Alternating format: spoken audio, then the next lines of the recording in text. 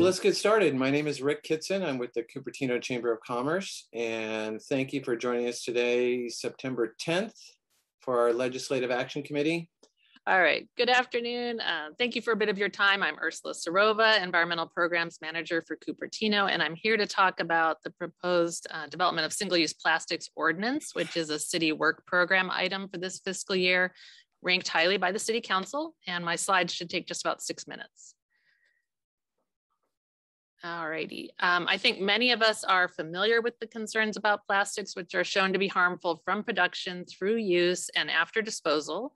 Plastics are found in all areas of the planet now, including the soil, air, water, and microscopic fibers have even been found across the human placental and brain barriers.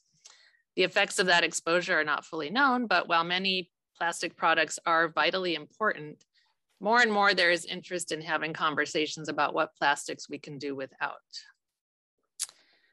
For instance, the city could regulate what kinds of foodware are allowed to be used by food providers or even sold locally, because single-use plastic foodware is a part of this problem. These items often end up as litter and generate a lot of waste. Certain plastics can leach chemicals into food, especially when heated, and many of these items are made from plastics that either are not recoverable for recycling or have weak and problematic recycling markets. Often too much food residue remains in these items to recycle them, even if they are of a potentially recyclable material. State law already requires straws on request for dine-in, and Cupertino already has our own ordinance forbidding the use of expanded polystyrene foodware. But now is the time to continue the honest conversation about plastics and perhaps push further. We've been involved with this issue via regional work groups for over 2 years. In other cities in the area, the state and other parts of the US and internationally have already begun to enact ordinances targeting single-use foodware in various ways that include requiring opting in for certain items, charging a fee on single-use items, requiring reusable foodware for dining in, and requiring only compostable or certain recyclable materials for takeout. On this slide is an example from Alameda's webpage.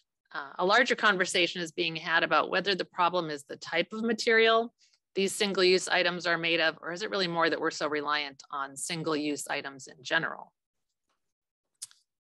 So what would an ordinance possibly include? Here are some examples of pieces we are considering. Requiring people to opt in for those utensils and sauce packets is considered the lowest hanging fruit, and everyone I've polled reports they've received unneeded and unwanted utensils when ordering takeout, especially during the pandemic. There would likely be recommended phasing for different measures. For instance, we might start with requiring opt-in, restrict the materials allowed, and then maybe move on to requiring the reusables for dining in, and over time phase in other requirements. Ultimately, we may want to work toward encouraging use of reusable systems even for takeout orders. And on this slide are 2 examples of systems already operating in small areas of San Francisco and Berkeley. They use containers that can be used and then dropped off for sanitizing and returned to the restaurants. What would be included in Cupertino's ordinance is all an unknown at this point and is all part of the conversation. One thing is for certain though, compostable plastics are not the solution, as they are not accepted by our compost processor, they contaminate the recycling, and they are confusing to customers. Recology does allow BPI certified compostable plastic bags to help collect food scraps, but not cups, containers, utensils, or other items made out of those materials. The conversation with stakeholders is happening now. In-person conversations have happened with 88 restaurants and cafes and other food service providers, as coordinated by our consultant Environmental Innovations, who partnered with the Peninsula Chinese Business Association. Having a third party talk to folks at the restaurants in person helps allow comfort in offering honest responses, and the team had interpreters available as needed.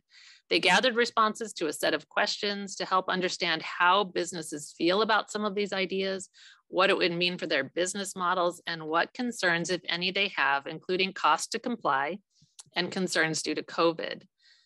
These questions are all available online at our Engage Cupertino webpage, and responses will be compiled and analyzed and presented in a final report by the end of this month.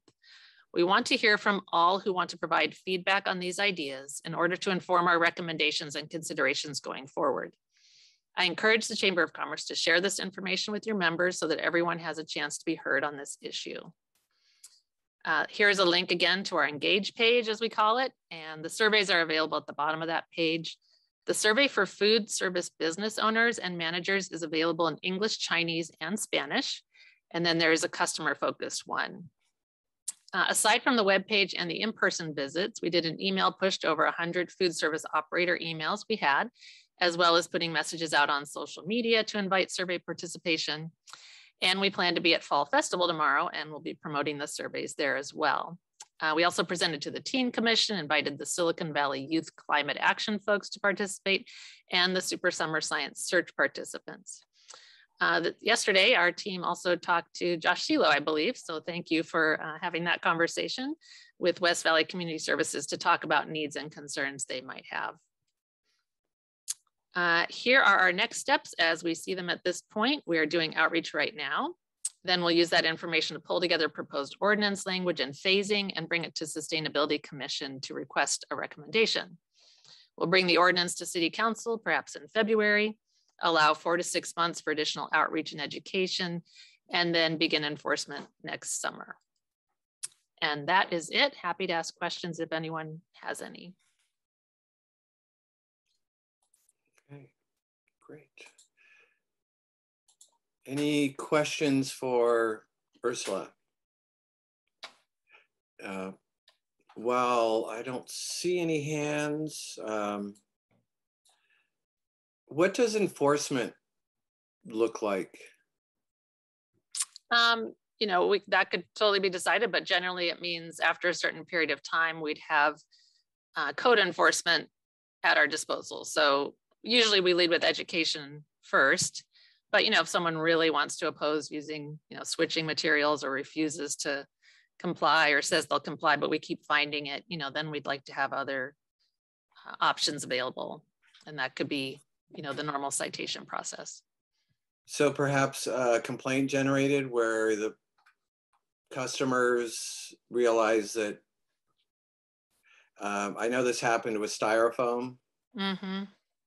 Yeah, that tends to be a way that we hear about it, right? Yeah. Eyes on the streets, right? Right, more eyes in the community than there are in City Hall. Exactly. Other questions? Other questions? I have a question.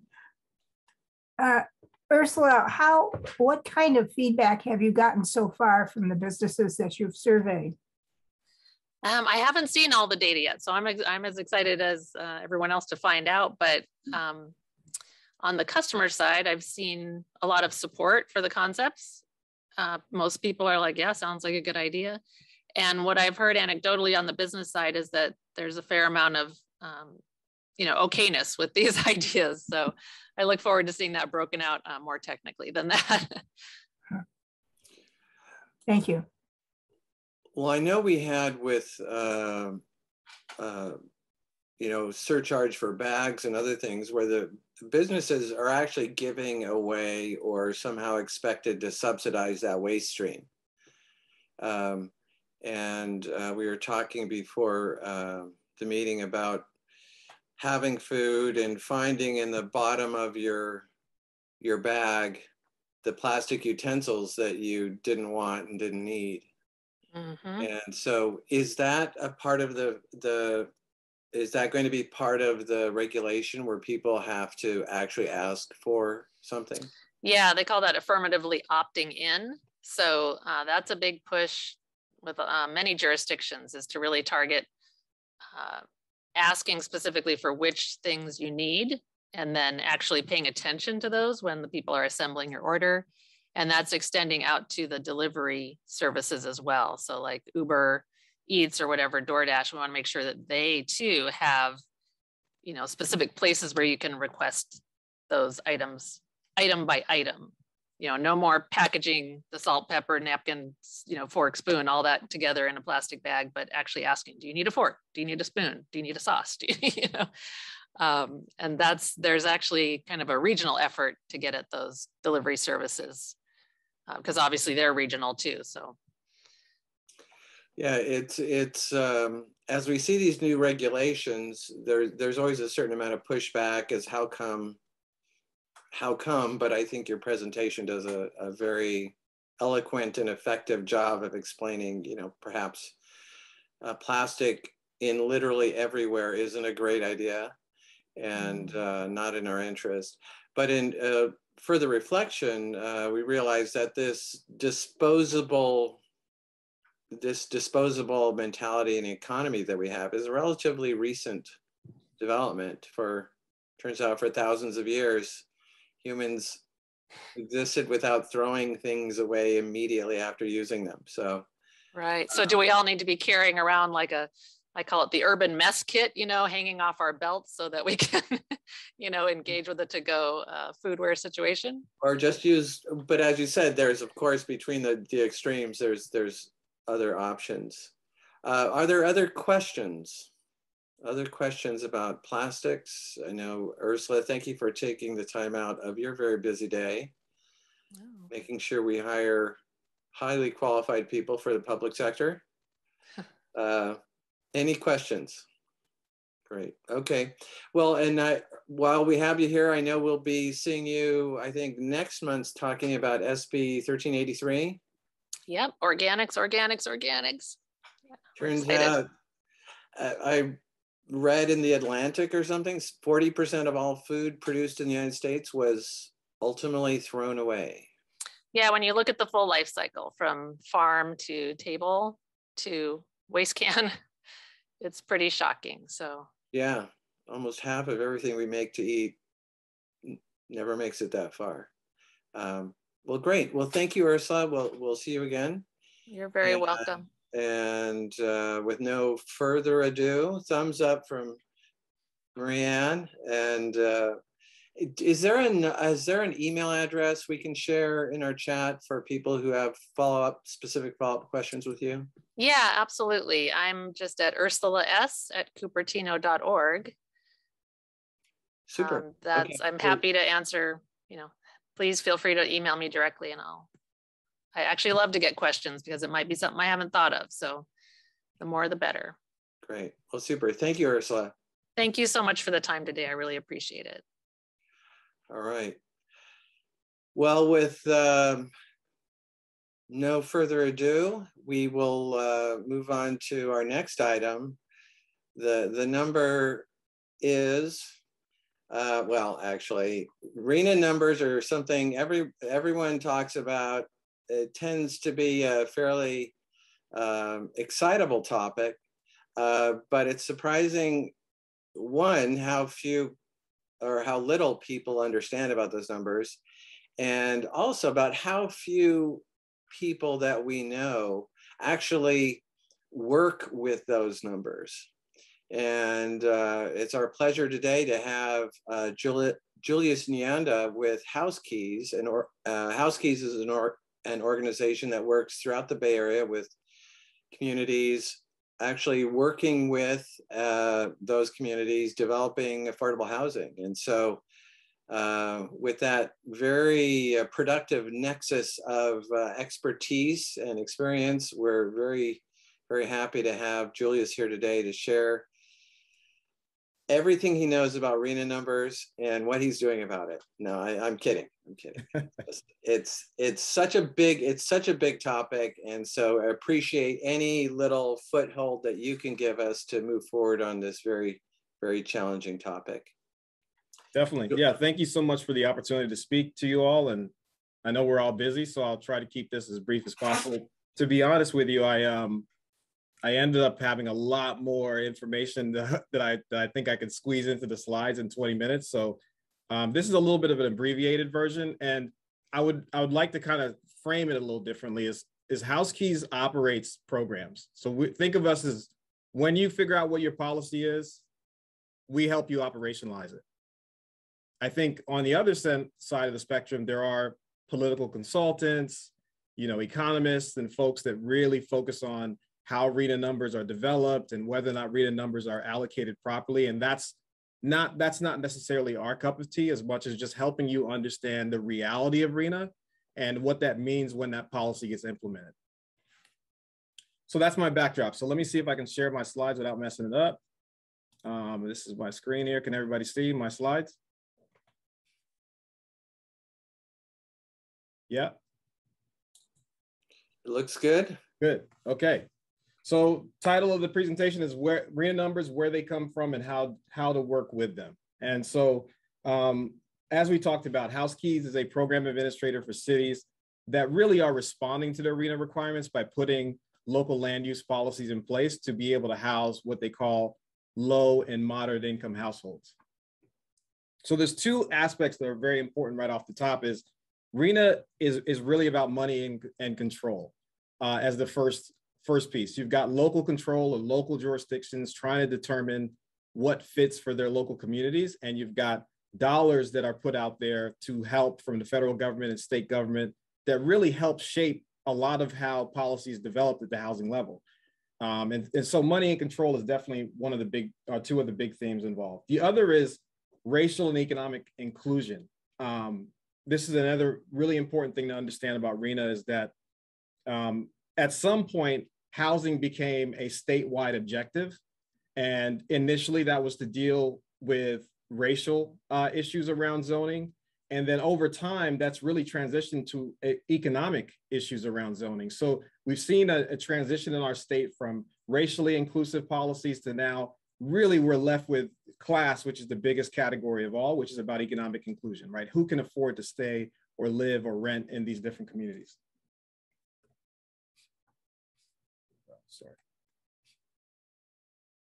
So the money part is what I want to talk about first. So in grant and planning Waterfall, the goal here is to help you understand how the money makes it to California and really shapes our planning. So the federal grant and aid system is a massive system by the federal government that puts out between $750 billion and $1 trillion a year to state and local governments. The states then, in response to trying to apply for those federal grant dollars, put together a consolidated plan that says, if you provide the state of California with X dollars, federal government, we're going to spend it throughout our region in the following ways. And so that consolidated plan is how California qualifies for certain funding that they get from the federal government.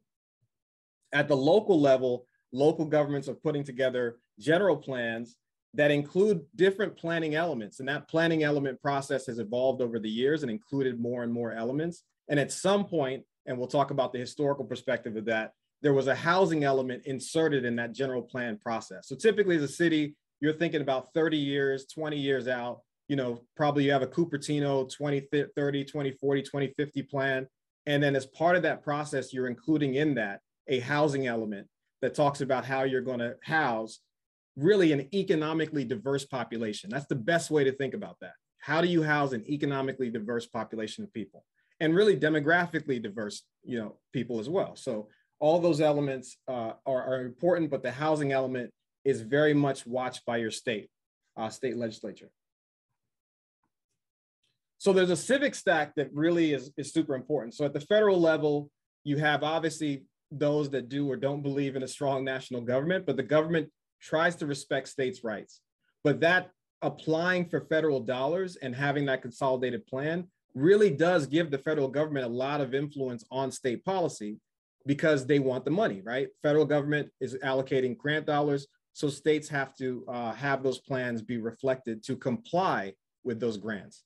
And then at the local level, you have this concept of home rule that we'll talk about in a little bit. But again, in order for the local government, if you're Cupertino, if you're the county of Santa Clara, to get access to certain state resources, they have to have plans that comply to those dollars. And then at the individual level, there's that issue of what happens to me? What am I allowed to do with my property? Who do I sell to? Who do I rent to? And so that's always sort of these are the kind of the things that can be at friction points through various times of developing policy. And that's the really tough part for any politician nowadays, is if you have this voter base that's very much about their individual rights, about what they do with their property, and you're politically elected by those folks, how do you then try to plan for the region down the street, let alone the entire state? And that's what makes this so complicated. You're really not just planning for your community, you're planning for how you house your portion of how California's population will grow. And that's a really tough thing to do as a politician. So the historical backdrop here is that in 1850, California becomes a state. So that's super important to understand that municipalities existed before the state of California did. And for about 30 years, between 1850 and 1879, the state really had a tight grasp on what local governments did. And you could say it was overreach and abuse by the state for that 30-year period. And so really California's Constitutional Convention in 1879 really allowed this home rule concept to be solidified, so that whether you had a charter, so in Cupertino, you're not a chartered city, you're actually what they call a general law city. So you haven't drafted your own charter, but whether a city had a charter or didn't, in 1879, what they said was you're allowed to make your own rules. You have your own police power and authority to make rules for what works for your community without the state, basically meddling with your local affairs. The caveat to that is, as long as they don't conflict with general laws of the state. That's the main issue when you hear that issue of why should we comply with RHNA? Why should we comply with housing element law? It's that issue of it's considered now a part of the general law of the state of California.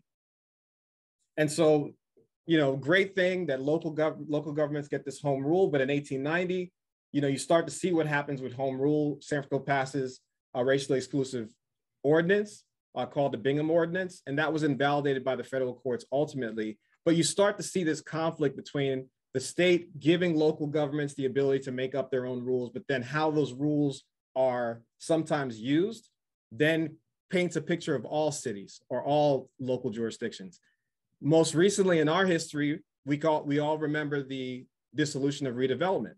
There were certain bad actors, right, that the state used to be able to dissolve all the redevelopment agencies throughout the state of California. There were over 400. I mean, of the 480 plus cities in California, 400 had a redevelopment agency. And because of the activity of certain cities, now no city has a redevelopment agency. So it's important to understand this kind of the state gives, the state takes away. That's a reality for all of us that are in local government. So in 1963, you start to see this move that comes into place of trying to create racially inclusive policies. 1963, California passes their Fair Housing Act, which is known as the Rumford Act, to protect Blacks and other races from racially exclusive ordinances. And in 1964, though, the California voters pushed back on the 1963 law by creating sort of this individual right? My individual right. I should be able to rent or sell to whoever I want to individually. And the voters voted for that at the rate of 65%. But the federal government or the California Supreme Court overturned that shortly thereafter. But you can, again, the most important thing is to see this friction. We're experiencing it now, but it's important to understand it has a lot of historical perspective between the local home rule, what the voters want as a politician versus what is good for the state or what's good for the country. And that's all relative. Again, this is all based on what the state's opinion is versus what the local government's opinion is. So in 1969, with that backdrop in mind, housing element law gets put in place. Then Assembly Member Pete Wilson puts that in place in 1969 as housing element law, requiring cities and counties to include in their general planning process this housing element. And then further laws down the way a couple of years later made it so that you followed the HCD or the Housing and Community Development Guidelines for how to put together that housing element.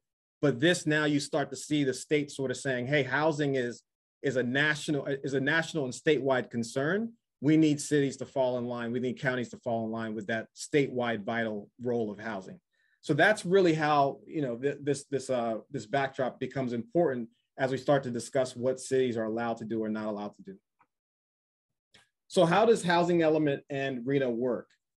So at a very high level, the Department of Housing and Community Development uses Department of Finance projections on the future growth of populations throughout the state. So basically think of it that Department of Finance is like the research arm of the state of California. They are looking at economics, they're looking at housing stats, they're looking at census data, they're looking at American Community Survey data. So they're constantly producing reports. And one of the most important ones is looking at vacancy rates, how housing is developed throughout the state of California, what is the projected population growth over the next 5 or 10 or 15 years.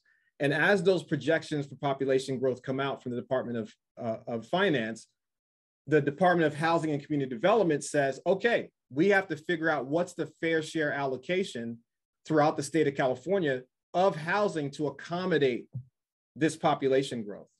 And they're only doing it regionally at that stage. So they're looking at maybe the San Francisco Bay Area region or the LA region or the San Diego region. So they're looking at this regionally. And so each region now has to respond to the state's assessment of what the allocation should be. So think of it as two, I probably should have made a slide for this specifically, but think of it as the state has an allocation and locally you have an assessment of that allocation. And there's that conflict between assessment and allocation, and that compromise and that negotiation finalizes the allocation process. And that's ultimately what ends up happening is you're told you need to put a certain number of units in place based on the allocation that we arrived to after having an initial draft, hearing from you locally and regionally about what's best for your community and how it should be allocated between Cupertino and other cities in Santa Clara County. And then ultimately it's finalized. And so now we're in that finalization stage where we've entered the 6th cycle, because you're typically planning RHNA in 5 to 8 year cycles, because there are other planning considerations like transportation planning and other areas. So they've allowed local COGs, councils of government, to choose between 5 and 8 years in that process to determine what they're going to do. But these 5 steps is a very high level overview. Again, you can always drill down with these resources. There's a lot of great resources by ABAG to really break this down further. But this is just what I pulled out just for the sake of a lunch and what we could cover in a few minutes. So the RHNA allocation, and this is probably the most important part of how this works out, is that when they do tell you how many units you need to produce in each of these income categories, this is where I make the argument that it transitioned from racially inclusive to now economically inclusive. And this is very important for counties like San Mateo, Santa Clara, San Francisco. So if you're located in one of these very high income counties, then you have to realize that California is a state that only makes about 80 grand a year per household. And so when you live in one of those really high income counties, what ends up happening, you start to realize that, wow, maybe 5, 10, 15% of the county makes this, because we make 20 million and $5 million a year households. And so what it does is really exclude a lot of people from being able to rent or buy. So if you're looking at affordable rent prices today, in today's market, affordable rents, meaning rents that comply to the very low and moderate income, can range from $2,000 to $3,000, $3,500 a month for rents that are affordable. And that's because we have market rate rents that could be $6,000 or $7,000. But even if the market rate rents were $5,000 or $4,000 or $3,000, these income levels really determine what is affordable. And so everything about what you hear people say is affordable is always driven by what the median income is in that particular area, in this case, the county of Santa Clara. And it's also super important. If I had any wish, it would get every city in the United States to stop using the word affordable or below market rate or anything that talks about how you compare these prices to the market, because as we all know and have experienced, the market can crash. Because the market's just saying who's willing to pay that rent or who's willing to pay that purchase price. And if today it's 1.5 million, tomorrow it could be 800,000. But what happens with these median incomes is a mathematical calculation that doesn't move as quickly as the markets do.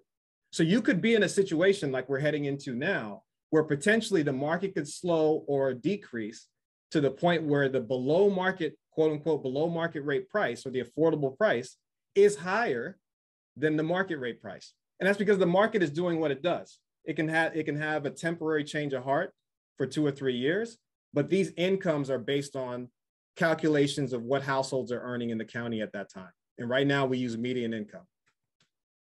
And so as you can see from 1990, that median income was $54,000. And so a household earning 50% of that only had to make $25,000. And the rent was based on what can a person that makes $25,000 afford to pay based on 30 to 35% of their income. So affordability means you're not paying more than 30 to 35% of your income on housing. And so as these income levels go up, 1995, 64,000, 2000, 87,000. Now you have a 2021 rate of 151,000. That means that somebody that makes $151,000 can afford to pay 50 grand a year in rent or housing payment. And so that's a very important thing to understand when sometimes we're posting things on Facebook about different posts and we're getting angry, nasty post response from the community because they're saying, that's not affordable at all. This is offensive. And the challenge is you live in a high income county. And so even if you don't earn the income of that high income county, this is still how the RHNA numbers are allocated. This is the way that this process works. So the policy response to when you get these RHNA numbers here, as a local jurisdiction, you need to respond to how you're going to plan your land use authority to be able to try to deliver units in these 4 income categories: very low, low, moderate, and above moderate. The choice that jurisdictions have used historically in California has been either some form of inclusionary housing that requires a developer to include in their project some percentage of the units to be affordable to those low to moderate income categories I mentioned above, or have incentives, because as you know, California has very restrictive zoning, and so that can be leveraged to provide benefits or concessions to builders in exchange for producing units that are more affordable in their project. So you'll hear builder communities say a lot, naturally affordable, more natural affordable housing, just by relieving some of those restrictions and allowing for more builder incentives so that the project can pencil a lot easier than it did in the past, versus trying to require them to build or include a certain number of units. And so builders will make that argument that you can do a lot to make this project more feasible if you were to not force me to have that parking requirement, or if you were to allow me to increase the height of the building. And so all of those types of restrictive zoning that's throughout the state of California, really throughout most cities in the United States, over 75% of cities zone as single family use as the primary use. So there's a lot of opportunity for you to leverage your zoning to be able to produce or have concessions from builders to produce more affordable housing. One of the questions that always comes up is, why should I comply? Why should I meet these requirements? What is the downside for us to say, we don't feel like following what the RHNA requirements are? So the first thing, I bring it back to that historical perspective, right? You're a general law city as Cupertino. So you have to think about it and say, we're allowed to do what we want to do as long as it doesn't conflict with the general law. So the first part is going to get you in trouble with the state. The state could sue you and say that your policies don't comply with the general law. The second thing is you could lose grant funding. So if there's grant funding allocated by the state, there could be money losses involved, and that could have downstream effects because maybe there's programs that you don't even realize that are being funded by the federal government, that if that money was pulled, that would affect some other part of your city budget. So that becomes a super important incentive for you to follow the rules. The other one is the safe harbor from lawsuits. We've got a lot of organizations and builders that are proposing projects in your city every single day. They're talking to landowners, they're putting proposals together and performers together to build some form of housing, whether it's luxury, whether it's affordable or what have you. And so if you're blocking them from being able to build the kind of project that they want to, they can take you to court. If you don't have a housing element that's certified by the state, then it's much harder for you to defend your housing policies in court. If you do have it certified by the state, it's a lot easier to use that as a core argument with your attorneys. And so that becomes another thing. The last is you avoid what they call by right development. Right now, SB 330, SB 35, all the SBs, right? All these laws that have been passed by the state. One of the things that's coming out of that is builders are able to brush past a lot of your local requirements and just build it anyway, and make the argument that we're allowed to build by right because we're complying with certain laws and certain approaches by the state of California. And so that's another element of it, is you don't want builders and those folks pushing past what you put in place because they're going to build by right. It's important to note, my final note here that I say is that RHNA was created by legislative action. So we're still in this kind of negotiation with the state about what law can be passed to allow a city to do X or Y. It's important to understand that other states like New Jersey that are based on Mount Laurel's decision are based on judicial action. So there's not that flexibility to work with your state. It's a lot harder to change a judicial action than it is to change a legislative action, especially because it's driven by politics. And the judiciary works a little bit slower than the politicians do, even though everybody works pretty slow nowadays. So the last thing is, there was a question put forth about what should local agencies do I think the main thing, if you take anything away from my presentation today, is make your general plan process a moonshot project. You know, most agencies are spending a very small percentage of their budget on the general planning process. And I think this can probably be something that just by force, you're going to have to take a lot more seriously about how that general planning process works.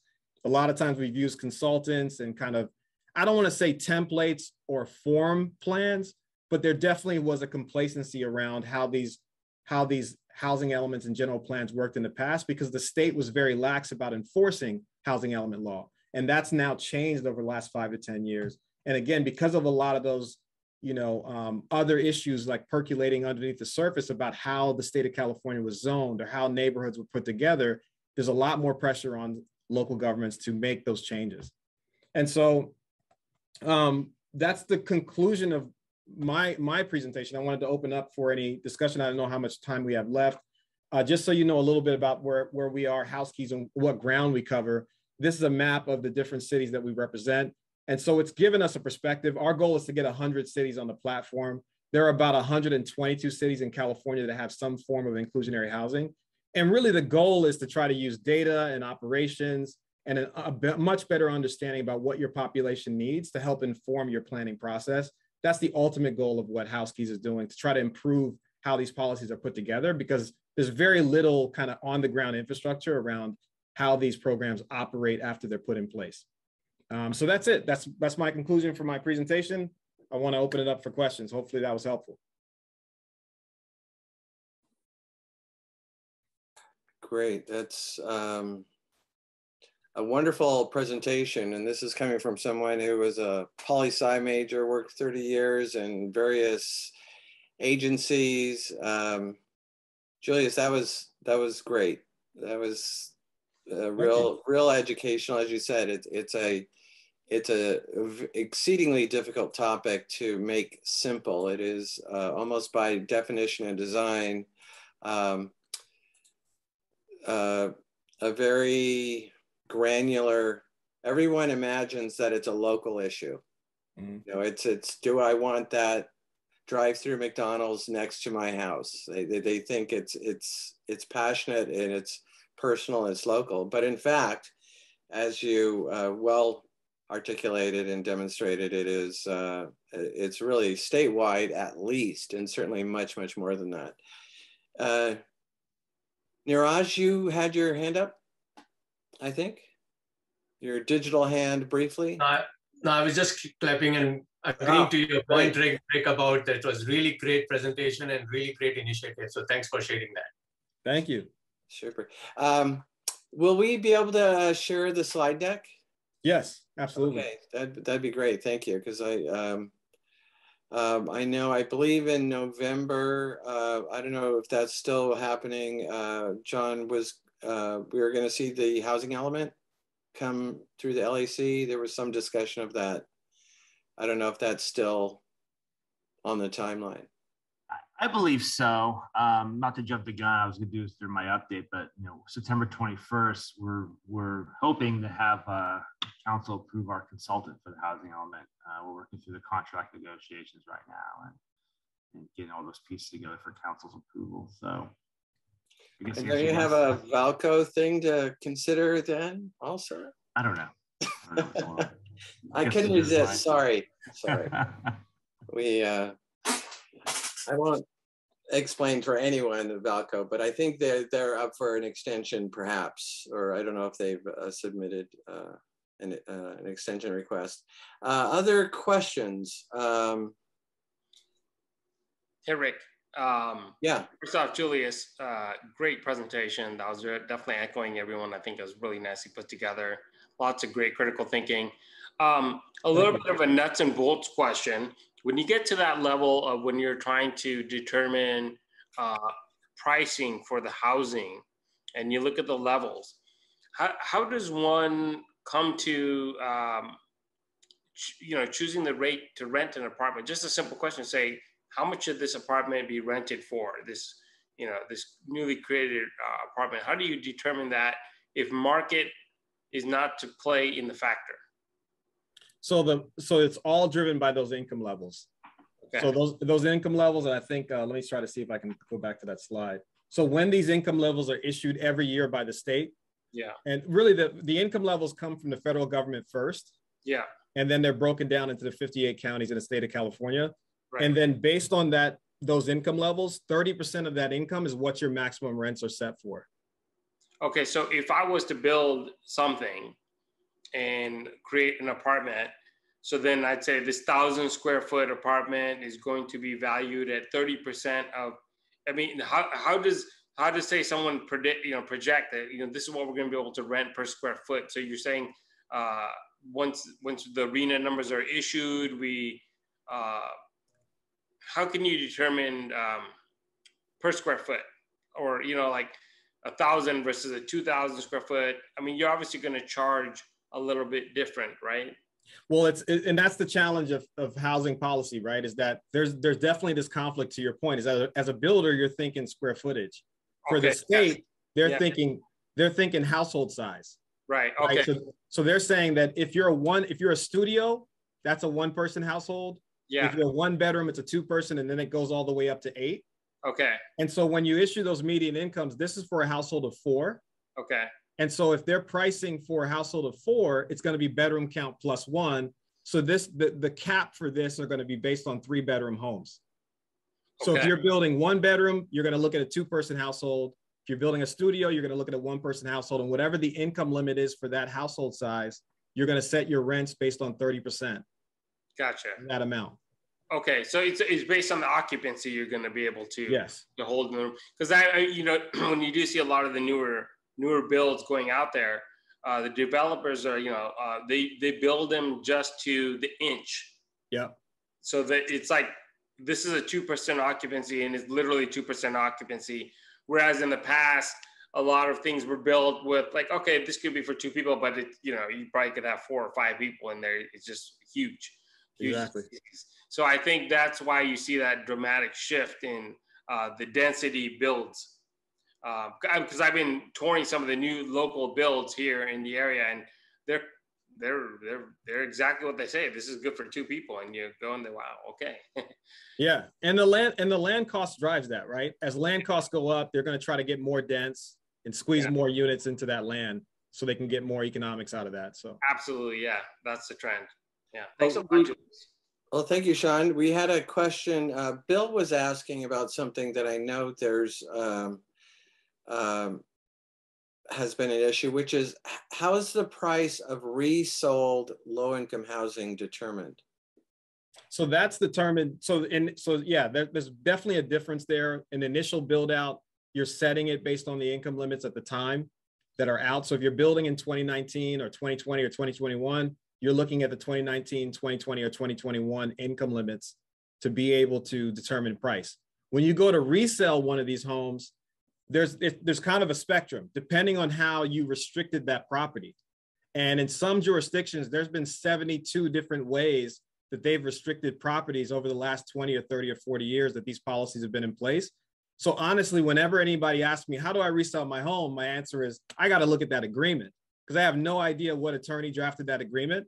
But typically you'll look at about 4 or 5 different ways that attorneys have drafted those resale agreements. One would be like an equity share, right? Depending on what the fair market value of the home is, you share in the upside and you're allowed to sell it for a price determination based on fair market value. And then whatever the net that comes to your pocket is based on the equity share split. So to the outside buyer, it just looks like a fair market value sale, sometimes in a equity share situation. Then you have certain cities that use the income, and they might say, look, if you bought for a certain income and incomes were, let's say you bought in 2000 and the income was 87,000 in 2000, but now the incomes are almost doubled in 2021, you're allowed to sell your house for double. Since incomes have doubled, your price is now based on the incomes and they have doubled, your house price is doubled. There's others that use cost of inflation or inflation index, consumer price index, and that's used to determine price. So it could be based on consumer prices, income, equity share. Some don't allow you to resell for a higher price at all. So again, you're always asking, what does that agreement look like? And then we can determine what the resale process and what the resale price is. Great. Mike Folks, you have your hand up. I do. I finally figured out how to do that on this Yeah. thing.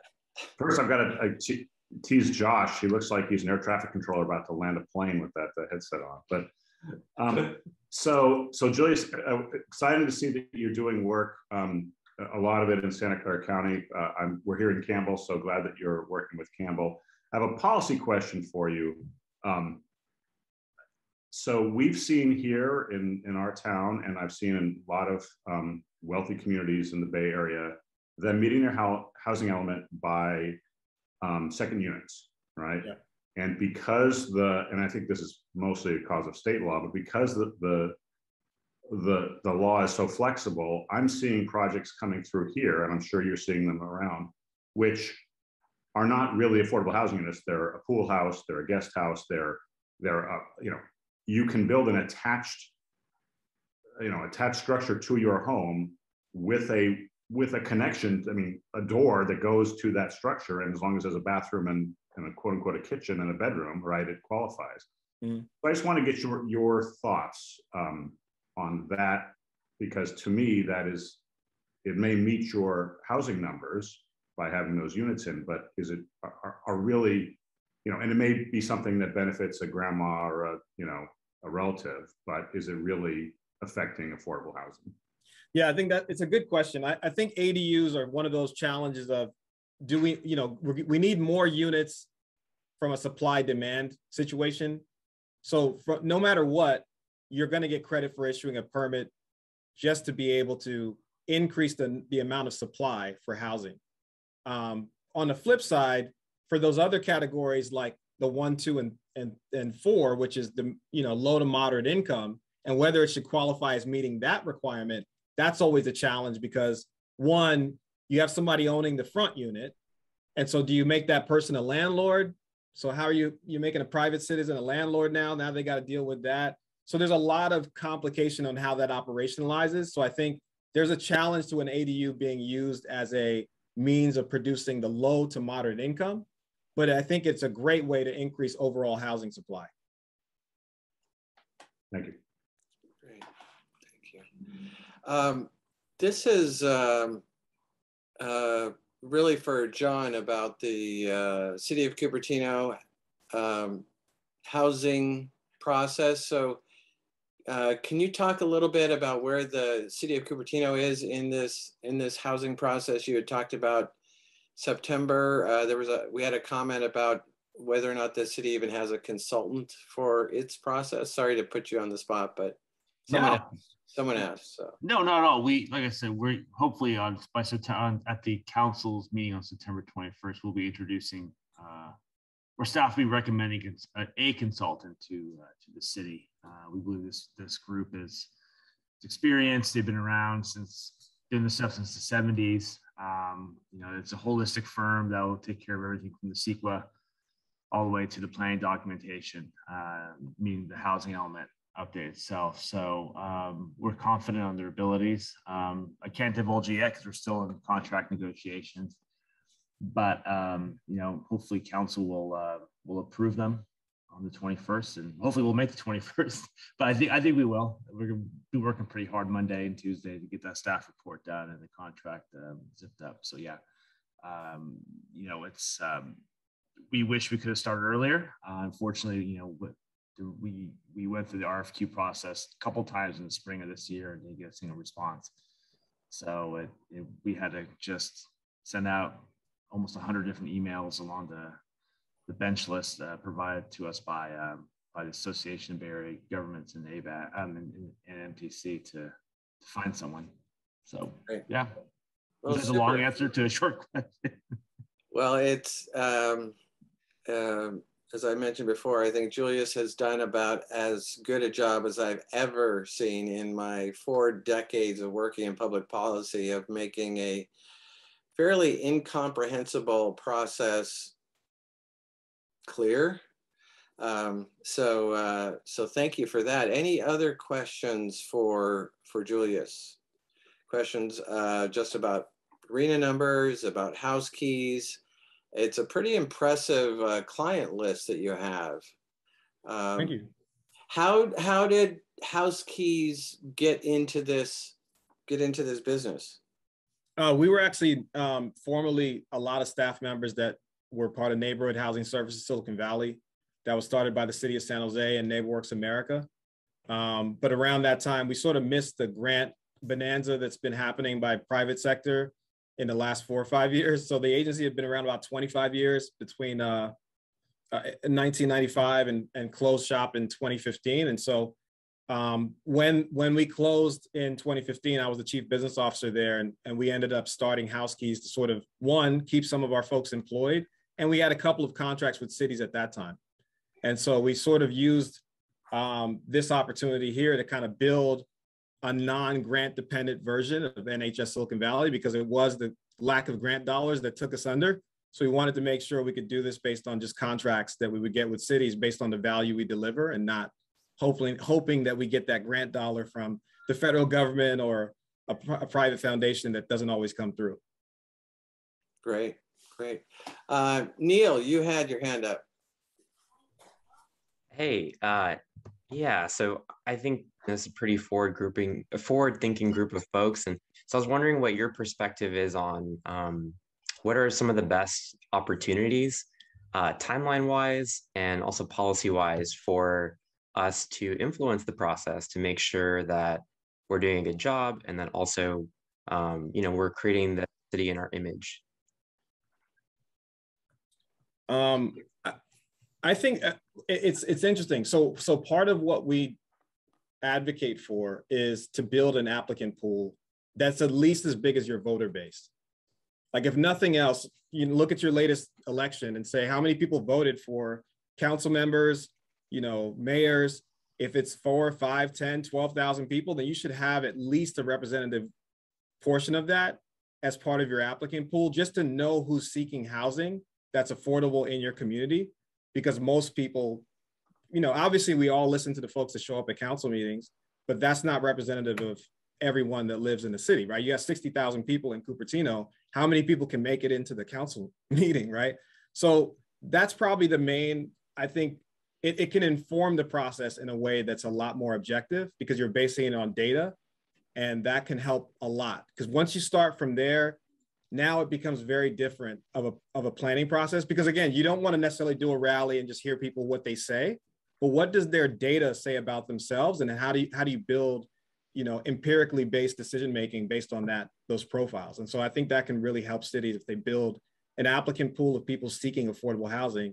It would help a lot. And it should be, like I said, not 500 people or 100 people, but get to those numbers that represent your voter base, and then allow that to inform your decision-making from there. Super, thank you.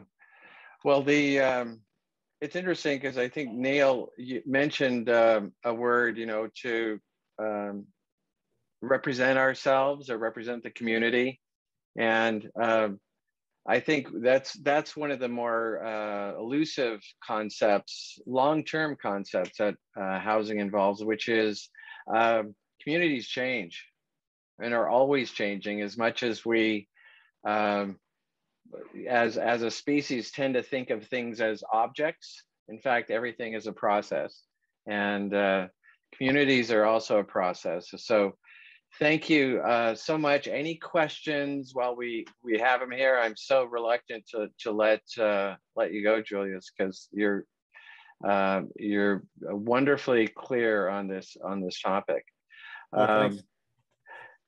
I don't see any comments or hands, so thank you, and deference to your time and everybody's time. Oh, I did have a. Oh, there you are, Donna. You had a question. I'm concerned about how do you convince this community, you say that's ever changing, to want affordable housing or just housing. Some don't even want anything. They want to keep everything the same. Put a wall. How, Julius, would you convince the communities to do that? I think it's to the point that we kind of started to allude to earlier. I think it's really a people-driven problem. I think, it can get lost as, do we allow these units in our community? Do we allow these homes to be built in our community? And I think what ends up happening is the people that would occupy those homes, there's a lot projected on them because they're kind of a faceless, nameless understanding or concept. And so the idea of really, I mean, we're a technology company as well as a provider, right? So we combine domain expertise and technology. When we talk about this applicant pool that you need to build with profiles of folks that represent your community, that's what we say. That number can get to like 4 or 5 or 6 or 7,000 people that are from, some of those people are born and raised in Cupertino. It starts to put a face and a name and a situation. And as Rick said, there's complexity to that because it's going to evolve over time, but that starts to help inform and at least let the community see that there's somebody behind that project. And not forget the project for a second, the people first, and then what projects best suit those people, as opposed to the other way around, right? It's project first, and then we're trying to get the project approved so we can house a set of people, as opposed to sort of owning those profile cohorts of Cupertino residents and then saying, for these residents, this kind of property is best for them. Then it becomes a different kind of conversation, right? Because now you're talking to your grandkids or your kids or your neighbors or your nephews, and it's a very different, discussion versus making it about the project approval, then the public comment process, and everybody's trying to back into it. Because cities are really in a bad place, right? They're getting, John can say this, right? Well, you can't say it publicly, but you're getting proposed projects every single day. Everybody's coming in, I got a pro forma, I'm turning in my application. And so everything becomes about the project. So then the city staff are trying to review the project, put it together, and then go through a public comment process that they don't necessarily endorse. They're just saying, this is who's proposing to our community. And so that's the entire, frame of how housing is evaluated. So with that understanding in mind, of course, local citizens are going to push back, as opposed to let's focus on who these people are, what do they need, and then try to build it from there. But again, it's a process. There's no silver bullet. I mean, the bottom line is we're in a transition that's going to be tough. It's going to be heated. It's going to be one of the toughest issues to solve. Housing is so personal. And so we'll see how it plans out, but it's definitely going to be tough. Well, Julius, you had reminded me of some of the really creative projects that are coming forward now, such as co-housing and the way we live, the way older residents are living, the more preferred living arrangements for younger professionals is very different than my parents. Yeah. How would I say a co-housing project work into this affordable housing paradigm? Well, that's what's great about having a profile or people-driven process, is that you start to identify those different folks that can do those types of things. Maybe it's using the housing stock that you already have, and then people are making arrangements within that existing housing stock. So all of that is possible. But again, it's embarrassing that we live in Silicon Valley and our housing solutions are they're not technical, right? They're not technologically driven to the degree that you would think, wow, well, this Silicon Valley came up with that. So I think we have a lot more. I think there's a lot more to write about the technology story of how local government really does make those connections that you're talking about, Rick, where they start to leverage their demographics, leverage their housing stock with technology. And it's not easy, right? These were IT departments 5 years ago. Now, all of a sudden, people are starting to get into information systems and things that are very different from how this is run even 5 years ago. And so I think that I'm very excited about the possibilities of what technology will do for how we plan and how we do a lot of this stuff, because it's very paper driven still. I mean, a PDF is still paper driven, right? So we have a very Excel spreadsheet, PDF driven process. Great. Well, thank you. With no other questions and deference to everyone's time, we'll leave it at that. Julius, thank you so much. Teresa and Danielle, thank you to the entire HouseKeys team. If for people who are interested in HouseKeys, visit their website for follow-up. Is there a particular, should people email you, Julius, or Teresa or Danielle? Who would be the... I'll put Teresa's email in the chat here. and then obviously Teresa will kind of organize how we interact from there. But we definitely are happy to have any further discussions and talk further. Obviously, we're slammed, but we can definitely get on a calendar and plan something out. Well, I think the only thing worse than being really, really busy is not being busy at all, Exactly. Having nothing to do. So it's a good problem, and we're really happy to see very capable team such as you have working on this important issue. So thank you all at HouseKeys. All right, and John, we've kind of been talking about you off and on all meeting. It's all about John. But actually, the city very helpfully, city staff has always shared the development activities.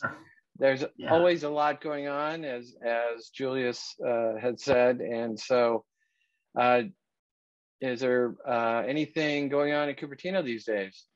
Oh, there's always plenty going on. It's just a matter if it's going to be in front of the public and when that's going to happen. When I mean that, just when's it going to the planning commission or city council, whatnot, just getting those things scheduled and getting those applications just baked enough that we can present a final product. I guess the biggest one that happened, there's two big ones that happened recently. The first one was Westport Cupertino early this week. That's also my project. They came in to add a parcel around the BMR building, as well as modify the bike improvements along the southern end of Stevens Creek Boulevard. So this again was due to the fact that they needed to parcel out that BMR building in order to get the $20 million of financing from the state of California through the tax credit program. They have submitted plenty of building permits for the townhomes and also for the BMR building, and also as well as the site. So they are moving forward pretty quickly, which is good, a good sign and whatnot. I know that our CIO, Mr. Babcock, sent out a press release yesterday, I believe, detailing that. Balco, again, City Council received an update at that same hearing on September 7th. I thought the staff report was written pretty well as the attachments in terms of the progress, where they're at and whatnot. So if you want more information on that, it's all available on the Balco webpage. If it's not there yet, it's definitely available on the agenda from that night. So, great. What's that? Nothing. I'm just saying super. I wanted to concur. John's not just saying that because it's his boss who wrote that. The interim city manager wrote the staff report on Valco. In fact, Greg Larson, the interim city manager, did a pretty remarkable job of summarizing a lot of information. So for anyone interested in the Valco, reading the recent staff report is a good refresher. Cliff notes on the project. Absolutely, I agree. As mentioned earlier, the housing element, we're still moving forward. Hopefully, we'll have the consultant selected on the 21st. That's our goal, to get the contract done, and hopefully council will like our recommendation. We like them. We think they'll do a fine job and meet all our deadlines. Most importantly, the state's deadlines as well. One thing I wanted to highlight too is, we're continuing to not encourage, but just to have new developments meet our dark sky and bird safe design guidelines, which were approved earlier this year. And I think that, they're pretty easy to follow, and I think everyone is not a lot of pushback on those as well.